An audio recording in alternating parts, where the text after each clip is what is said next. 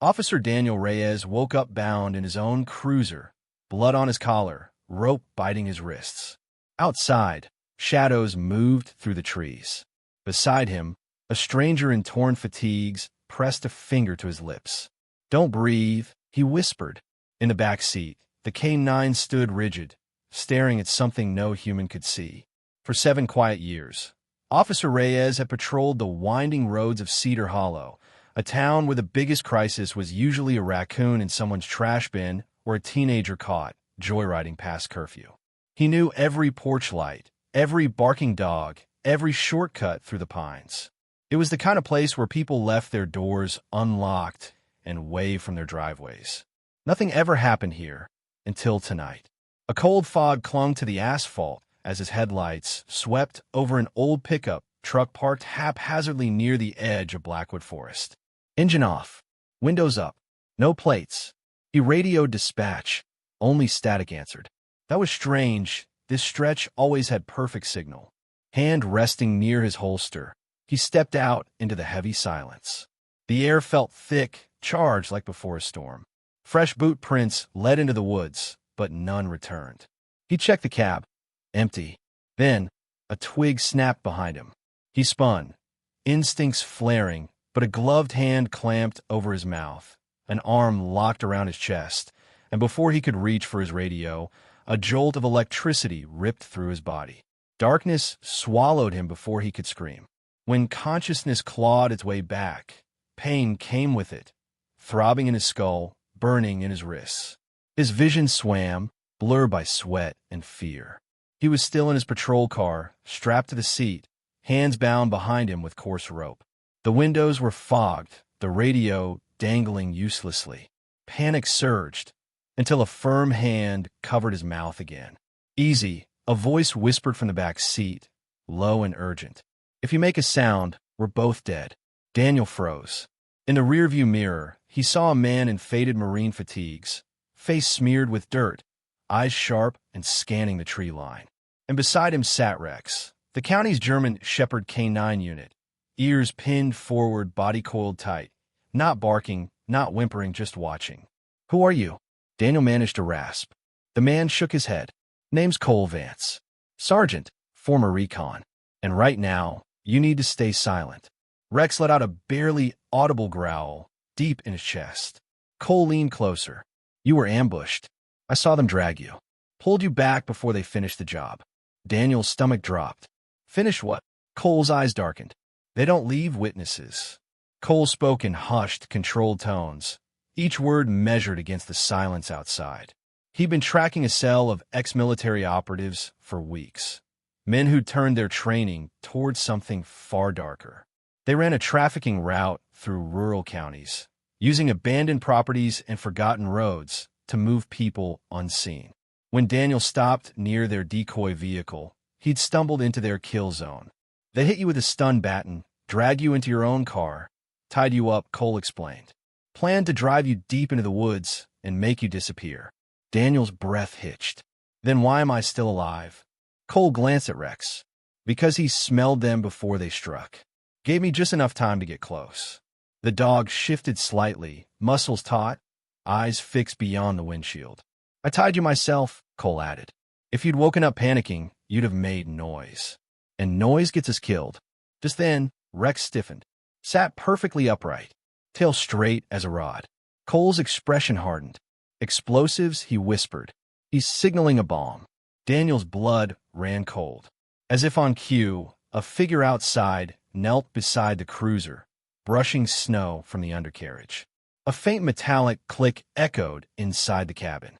"They rigged your car," Cole said grimly. "If you tried to escape by driving, you'd be gone." Outside, silhouettes moved between the trees, 3, maybe 4, sweeping the area with chilling precision.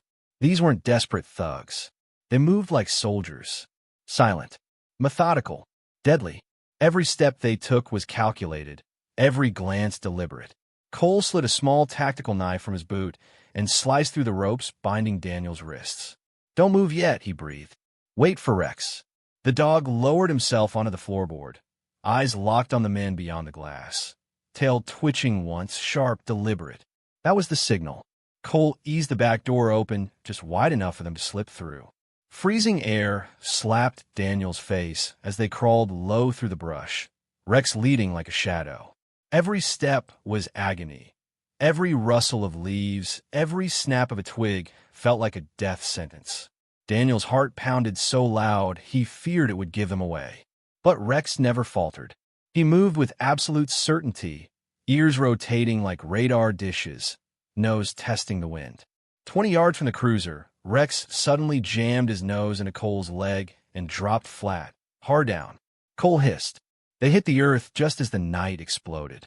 A fireball tore through the darkness, metal shrieking as the patrol car twisted into a glowing wreck. Heat washed over them, followed by the acrid stench of burning rubber and fuel. Daniel stared, trembling. That was meant for me. Cole nodded, eyes reflecting the flames. And for anyone who asked questions, by the time backup arrived, the fire had melted a crater in the snow, casting long, dancing shadows across the road. Officers rushed in, weapons drawn, shouting commands into the void, but the attackers had vanished like ghosts. Wrapped in a thermal blanket, Daniel stood beside Cole, Rex pressed firmly against his leg like a living shield. The chief stormed over, demanding answers.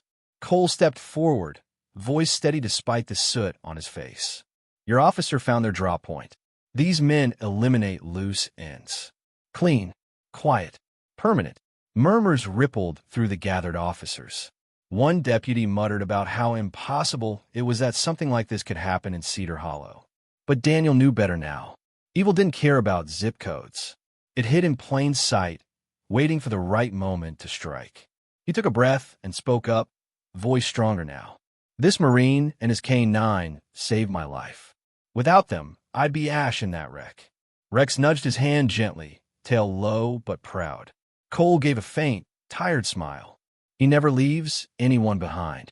For the first time, Daniel truly believed it. Not just about the dog, but about the quiet warriors who walk the line between light and shadow, guarding towns that never know how close they came to falling. As investigators combed the scene, they found more than shell casings and scorched metal. Buried beneath the snow near the abandoned pickup were zip ties, a discarded radio, and a patch stitched with a symbol none of them recognized, a hawk clutching a broken chain. Cole's face went pale when he saw it. They're part of a network, he said quietly. Not just local. This goes higher. Daniel felt a chill that had nothing to do with Fair. No medals handed out in the moment. Just two men and a dog who stood between a town and the darkness closing in. The winter air. Who were these men? And who was protecting them? The thought settled like a stone in his gut.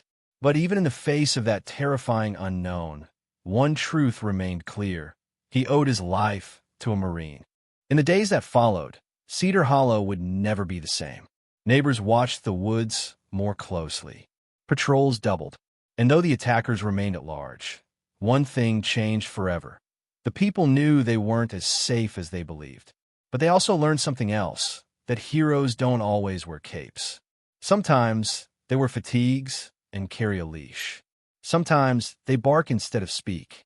And sometimes they show up in the worst moments, not for glory, but because it's right. Daniel visited Cole and Rex at the County K-9 facility a week later. Rex greeted him with a full-body wag and a soft whine, as if remembering the night they'd cheated death together. Cole simply nodded. You good? Daniel asked. We're always on watch, Cole replied. And in that moment, Daniel understood. The fight wasn't over. But neither were they. If this story gripped you, hit like and subscribe. It helps more heroes get seen. Where are you watching from? Drop your country below. And remember, sometimes the quietest guardians bark the loudest who risked everything. An AK-9 who saw danger before it struck. Later, at the station, as reports were filed and statements taken, Rex never left Daniel's side. He sat patiently while who risked everything. An AK-9 who saw danger before it struck.